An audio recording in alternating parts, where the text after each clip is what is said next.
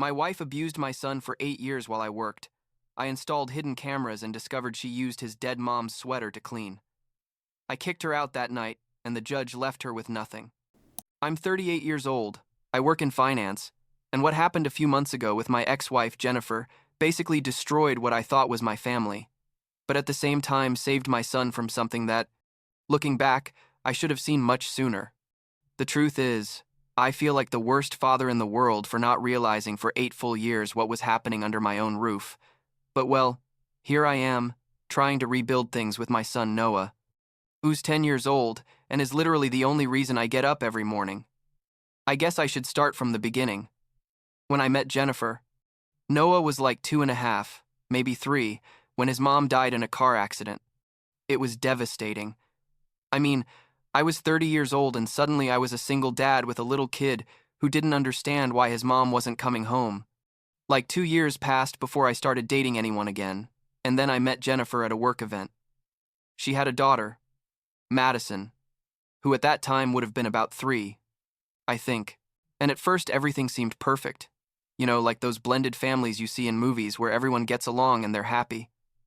How naive I was, seriously.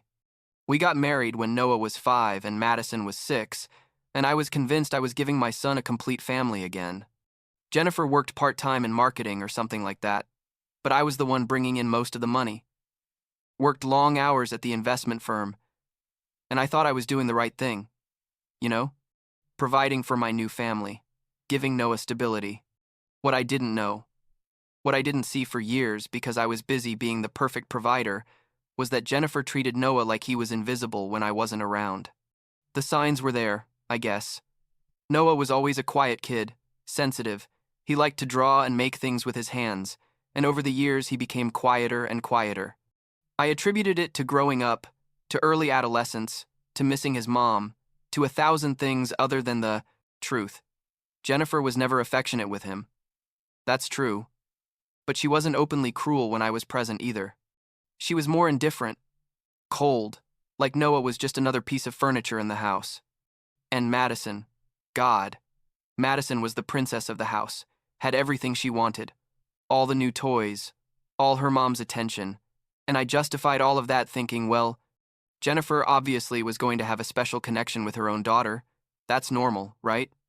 But things started clicking in my head like 6 months ago. It was at Madison's 11th birthday. We threw a party at the house, invited a bunch of kids from the neighborhood and school. I had bought a giant cake, decorations, the whole show, because Jennifer insisted it had to be perfect for her daughter. Noah helped decorate. He's good with that stuff, has an incredible artistic eye, and I was proud of how everything looked. When it came time for photos, Jennifer gathered everyone for the family photo in the front of the cake. Madison was in the center, obviously, Jennifer on one side, and me on the other side. And then I realized that Noah was standing behind us, almost out of frame, like he was some random guest and not part of the family. I told Jennifer, "Hey, Noah should be up front too. He's her brother." And she shot me this look, like a look of pure annoyance, and said something like, "Oh, James, don't start. It's fine like this." But I insisted, moved Noah to the front, and Jennifer was in a bad mood the rest of the party. That night, after everyone left, we had an ugly fight. She accused me of ruining Madison's special day, of always putting Noah first, of not understanding how hard it was for her to raise another woman's child. I was like, wait, what? I mean, we'd been married 8 years, and she was just telling me this now? That fight left me thinking, and I started noticing things I'd ignored before. Noah ate alone in the kitchen while Madison had dinner with Jennifer in the dining room. Noah's clothes were always secondhand or from sales, while Madison had brand-name clothes.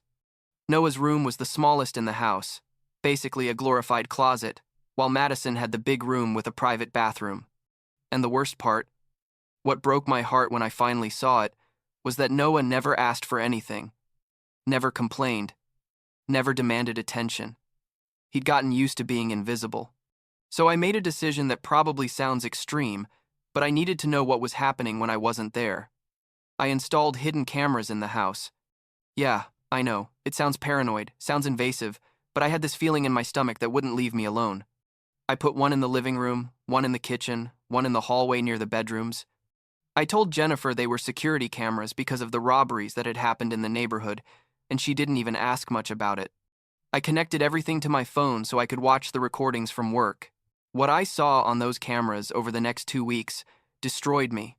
It's not that Jennifer hit Noah or anything like that. It was worse in a way. It was this constant and systematic emotional abuse that made me realize my son had been living in hell for 8 years while I worked like an idiot to support his abuser. I saw Madison make fun of Noah's drawings, call him a loser, tell him she wished he'd go live somewhere else. And Jennifer, instead of correcting her, would laugh or just ignore everything. I saw Jennifer serve Madison big portions of food and give Noah the bare minimum, literal leftovers. I saw how Madison would take things from Noah and he'd just lower his head and leave. But the moment that made me explode, the moment I knew I had to get Jennifer out of my house immediately, was when I saw Madison spill juice on purpose on the table. And Jennifer gave Noah the hoodie that was his mom's, the only hoodie Noah had kept from her, to clean up the mess. Noah ran to his room, crying with the hoodie soaked in juice, and Jennifer just told Madison something like, "Oh, sweetie, don't worry, he's very dramatic." I sat in my office watching that on my phone, and my hands were shaking so much I almost dropped it. I felt like I was going to throw up, like my chest was going to explode. That night I came home early. Noah was in his room doing homework, Madison watching TV, and Jennifer making dinner like nothing happened. I told her, "We need to talk." We sat in the living room and I showed her the videos on my phone. I watched her face go from confusion to shock to that defensive expression you make when you know you've been caught doing something bad. She tried to justify herself. Said, I didn't understand how hard it was, that Noah was too sensitive, that Madison was just a kid, that I was exaggerating. I asked her directly, "Why do you hate my son?" And she was quiet for a long moment. And then she said something I'll never forget. She said, "I don't hate him. I just never felt like it was my responsibility to love him the way you wanted me to." I told her to pack her things and Madison's to leave that same night. She started screaming, saying I couldn't kick her out like that the house was as much hers as mine, that she'd call the police. I told her to call whoever she wanted, that I had 8 years of emotional abuse evidence recorded now, and that if she didn't leave peacefully, I'd make sure everyone saw those videos. She left that night, crying and screaming, Madison crying too, but more for the drama than anything else. Noah came out of his room when he heard all the commotion, and when I explained that Jennifer and Madison were going to leave, that it was going to be just the two of us for a while, he hugged me so tight I could barely breathe. I filed for divorce the following week. Jennifer hired a lawyer and started fighting for everything. She wanted half the house, wanted alimony, wanted me to pay for Madison's private school. Her lawyer argued that she'd basically been a homemaker, that she'd left her career to take care of the family, that she deserved to be compensated. I hired the best divorce attorney I could find, showed him all the videos, explained the whole situation. My lawyer told me we had a solid case, that the documented emotional abuse worked completely in my favor, especially because I was the primary provider and could prove she'd been mistreating my son for years. The process was hell that lasted like 3 months. Jennifer tried everything, even accused me of being an absent father, that I was the problem, that Noah was making things up. But when we presented the videos in court, when the judge saw with her own eyes Madison making fun of Noah and Jennifer using his dead mom's hoodie to clean up, everything changed. Jennifer's lawyer tried to argue the cameras were illegal, that they violated her privacy, but my lawyer proved they were legal because it was my house and I had the right to install security cameras, and that besides, my minor son's well-being justified the surveillance. The judge, a woman like 55 years old who'd probably seen 1,000 divorce cases, heard everything, watched all the videos, and basically told Jennifer she was one of the worst stepmothers she'd seen in her career. She gave Jennifer literally the minimum the law allowed, which was basically nothing because we hadn't been married long enough for her to qualify for much.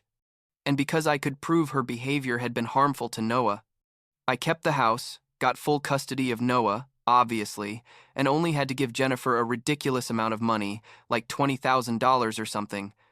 which, considering the house is worth like 400,000 and I have good savings, was nothing. Jennifer went to live with her sister like 30 minutes from here. Madison is in a public school now instead of the expensive private school she was in. Jennifer got a full-time job at a marketing agency that pays quite a bit less than she expected. Her sister has sent me messages saying Jennifer is devastated, that she regrets it, that she just wants to talk to me, that she misses the life we had. I blocked her sister, blocked anyone who tried to be an intermediary. The truth is, I don't feel anything for her. When I think about Jennifer now, I only see that cold woman who gave my son his dead mom's hoodie to clean up her spoiled daughter's mess. I only see the 8 years my son spent feeling invisible and inadequate in his own home because I was too busy working to see what was happening right in front of my eyes. The guilt eats me alive every day. Seriously. Because I should have seen it. I should have protected Noah from the beginning.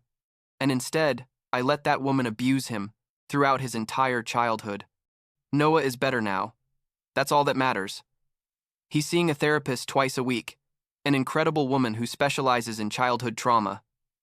He started talking more, smiling. More, he no longer shrinks when he enters a room like he's expecting someone to yell at him. We redecorated his room, gave him the big room with the private bathroom that used to be Madison's, painted it the color he wanted, bought new furniture.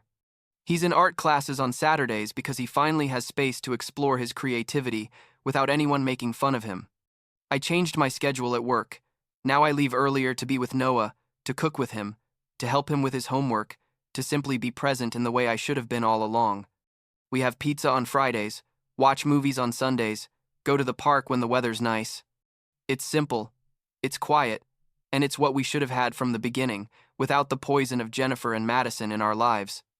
Like 2 weeks ago, Noah asked me if Jennifer was going to come back someday. I told him the truth, that no, she wasn't coming back, that now it was just him and me, and that I was going to make sure nobody hurt him ever, again. He thought for a moment. You know, with that serious expression he gets when he's processing something big, and then he told me, "It's okay, Dad. I'm good here with you. And that's enough for now, I guess." It's more than enough.